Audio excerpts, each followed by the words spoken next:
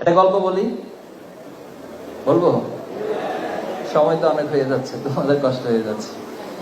গল্পটা হলো, এক বনে বাঘ এবং গাধা তর্ক বিতর্ক লাগছে, ডিবেট হচ্ছে তাদের। তো ডিবেটটা হলো যে ঘাসের রং সবুজ না হলুদ, এটা নিয়ে অনেক তর্ক বিতর্ক। তো পরবর্তীতে প্রায় 2 ঘন্টা তর্ক বিতর্ক করে বলা হলো যে এটা সমাধান দিবে কে? সিংহ, বনের রাজা, মানে বনের যিনি কর্তা, রাজা, তার কাছে যেতে হবে। তো বাঘ এবং গাধা সিংহের কাছে আসলো, মহারাজ একটা বিচার নিয়ে এসেছে। সরি, কি বিচার? বিচারটা হলো যে গাধা বলতেছে যে বাঘ বলতেছে ঘাসের রং সবুজ, কিন্তু আমি বলতেছি ঘাসের রং হলুদ। এখন আপনি বলেন ঘাসের রং কি? বলছে হ্যাঁ হলুদই তো। হ্যাঁ আলহামদুলিল্লাহ, তাহলে এখন বিচার করেন। এতক্ষণ যে তর্ক বিতর্ক করলো, আপনি তাকে শাস্তি দেন। তো বাঘকে বলা হলো যে তুমি আর শাস্তি হলো, তুমি আগামী 2 মাস কোনো ধরনের গর্জন দিতে পারো। বাঘ কিন্তু গর্জন করে, তোমার 2 মাস গর্জন দেওয়া বন্ধ। এবার গাধা তো নাচতে নাচতে চলে গেল, খুব খুশি, ভালো বিচার পাইছে সে। এবার বাঘ বলতেছে, মহারাজ আপনি এটা কি বিচার করলেন? আপনি কি জানেন না ঘাসের রং সবুজ? অবশ্যই আমি জানি ঘাসের রং সবুজ। আপনার মাঝে আরো কয়েকজনকে ডাকেন, তারা বলুক ঘাসের রং কি সবুজ। তো তাহলে আপনি আমার প্রতি অবিচার কেন করলো? বললো যে তুমি একটা গাধার সাথে 2 ঘন্টা সময় নষ্ট করছো, ঘাসের রং সবুজ না হলুদ, এজন্য তোমাকে আগামী 2 মাস কোনো গর্জন দেয়া বন্ধ করে দিচ্ছে।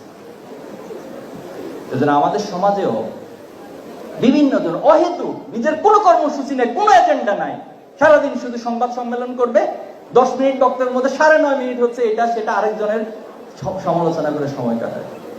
এজন্য আমরা এই সমস্ত ব্যক্তিদের সাথে কথা বলে সময় নষ্ট করবো না। তোমাদের প্রতি অনুরোধ থাকবে, তোমরা যে সমাজে বেড়ে উঠবা, তোমরা যে বন্ধুদের সাথে বেড়ে উঠবা, এবং অসংখ্য বন্ধুকে পাবা, অহেতুক বিষয় নিয়ে তোমার ঘন্টার পর ঘন্টা সময় নষ্ট করো। মেহেরবানি করে ওই সময়গুলো তুমি তোমার বাবাকে সময় দাও, তোমার মাকে সময় দাও, তুমি তোমার একটা পড়াশোনার মধ্যে সময় দাও, একাডেমিক অর্জনের মধ্যে সময় দাও, একটা স্কিল ডেভেলপমেন্টের মধ্যে সময় দাও। দেখবে এটা তোমাকে সামনের দিন অনেক দূরে এগিয়ে নিয়ে যাবে। সেজন্য আমরা সবার জন্য দোয়া করি, আল্লাহ সবাইকে সঠিক বুঝদান করুক।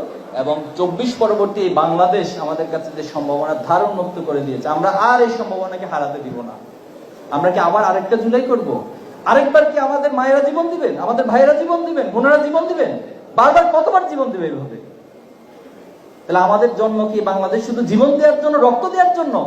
আমরা কি বাংলাদেশকে কোনোদিন আলটিমেটলি গড়ে তুলতে পারবো না? এখানে কি ন্যায় প্রতিষ্ঠিত হবে না? অবশ্যই হবে, অবশ্যই হবে ইনশাআল্লাহ।